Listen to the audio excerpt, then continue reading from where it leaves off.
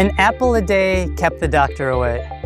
That was true 50 years ago, but now we need to eat 5 or 6 apples to get that same vitamins, nutrients, and minerals, just because our soils have degraded.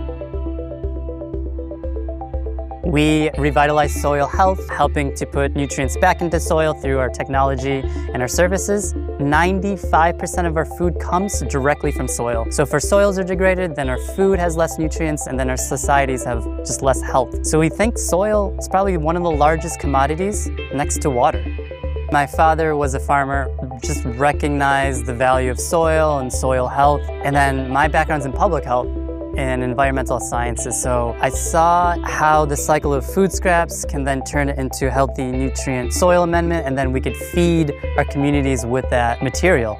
The Scale for ClimateTech program gave us the foundation, getting us in front of contract manufacturers all across New York State to help commercialize this idea.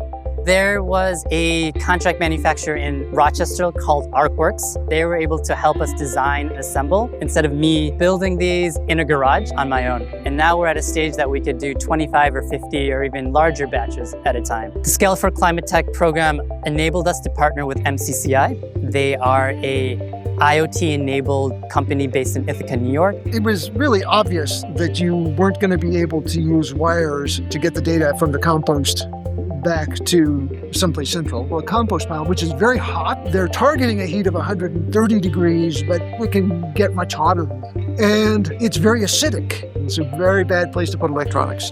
We are taking care of making all of this complicated technology, invisible as possible so that Sashti can focus on taking care of the customer problems. We use a concept called hardware-enabled IoT. So essentially, it's sensors in the field that are collecting important data and information. Then that's sent through radio waves. So we don't need Wi-Fi. We don't have power here at the ranch, and WeRadiate responded by incorporating a radio signal instead of a Wi-Fi signal so that it could transmit longer distances. The park itself it doesn't have soil, really. It's mostly sand. The soil is depleted of any nutrients. We now have 3 sensors in 3 different piles. The way it helps me is to monitor those temperatures very accurately, and I can begin to plan what is the next step for that pile. That remote monitoring really helps their operations reduce up to 30% in labor costs. This was proven through a partnership with the Rochester Institute of Technology. If I'm looking at the WeRadiate app on a Saturday morning and notice that the temperatures are getting too high, I can drop everything, come over here and water down the piles. We actually did a really cool study at Hudson River Park where we collected soil from their amended park, and we saw double the amount of soil nutrients in organic matter, in nitrogen, just by amending soil from Hudson River Park onto their parkland. The compost that I'm using on this bed has come right from my compost yard. We've been doubling our revenue over the past 3 years. Right now, WeRadiate has clients in 8 states. Our goal is, in 3 to 5 years, can we reach all 50 states?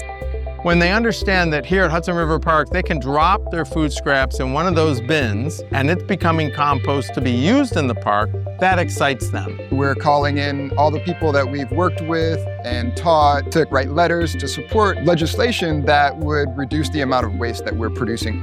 What we're doing connects everybody.